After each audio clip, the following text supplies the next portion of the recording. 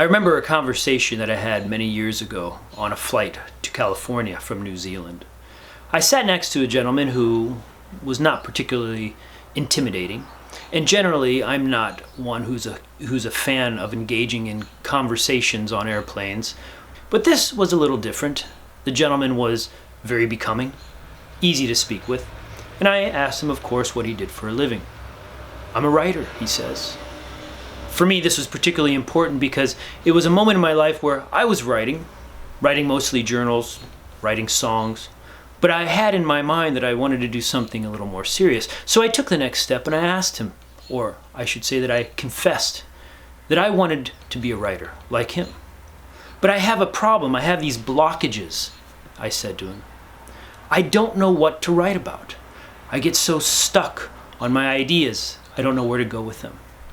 And he turned to me and he said the same thing that you see spread all over these YouTube channels and the classic advice to writers. Write what you know. Well, I know so many things, I just don't know how to encapsulate it into a piece of writing.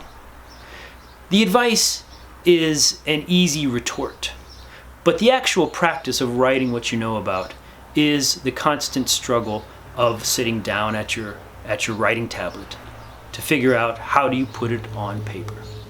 Today on Punk Write, stick around. I'd like to share a little insight of how you can take your ideas and make them something more tangible in your writing.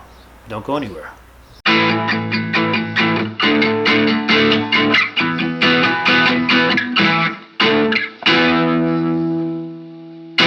The most important hurdle to writing what you know is the basic and essential understanding that no matter what story you're telling, even if it's based on some aspect of truth, is going to be embellished by the fallacy of our memory and our understanding of the events.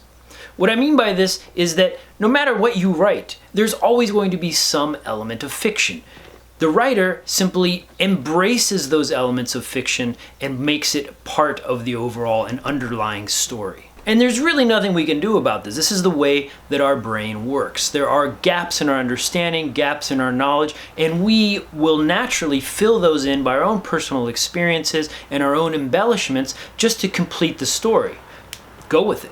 Objects can be a great launching point for the creation of your own story. There is a certain metaphysicality in objects that transcend time and space, and your ability as a writer to tap into that transcendental aspect of time and space is where you create your story. Then from there, it's simply translating it into symbolic written form. I'd like to share an extraordinary object that just came to me last week. This is called a carbide lamp. Now, we don't see these much anymore because these are very antiquated ways of creating torchlight, but these were quite often used at the turn of the century to create automobile lights, but also mining light. These are made of brass, and in the bottom you can unscrew it and put a piece of calcium carbide. Calcium carbide has the chemical makeup CaC2.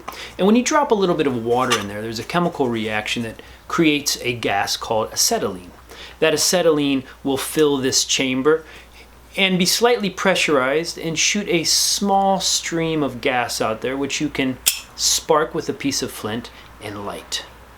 Years ago, this is what they used, particularly miners, to drop this on the front of their hat to be able to see deep down in the mines.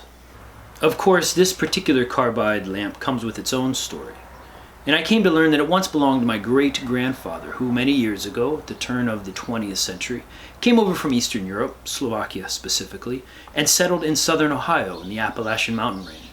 There, the geography was similar. Many people from Eastern Europe had also settled there, so culturally it was very comfortable.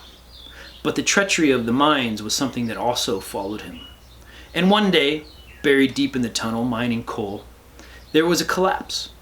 The collapse buried so many of his colleagues, and as they pulled him out, they found my great-grandfather's skull crushed by the weight of the mountain.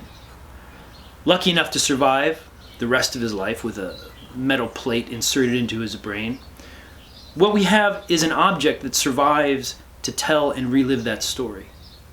I've never met my great-grandfather, but I have this object as something that transcends this time and space to be able to have that story. I love this too because I see particular aspects of the lamp, like this plate that says number 26.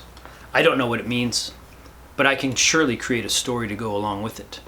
Perhaps it was his number, minor 26. Sounds like the beginning of a great story. Writing what you know so often goes beyond your own personal experiences. And I think as you evolve in your ability to write, you transcend your own life experiences to find how it connects emotionally and experientially with other people's experiences. The ability to do that is the job of the writer. And when you read something that is written like that and you feel it touch your heart, you know that you're onto something clever. Thanks for joining us today on Punk Write. And if you enjoyed today's content, feel free to like, subscribe, or visit the website and sign up for the newsletter. That'll keep you up to date on the progress of my self-published novel, Scarboys, coming out in September. If you'd like more information, feel free to email, leave a comment. Until then, you just keep writing. Punk Write.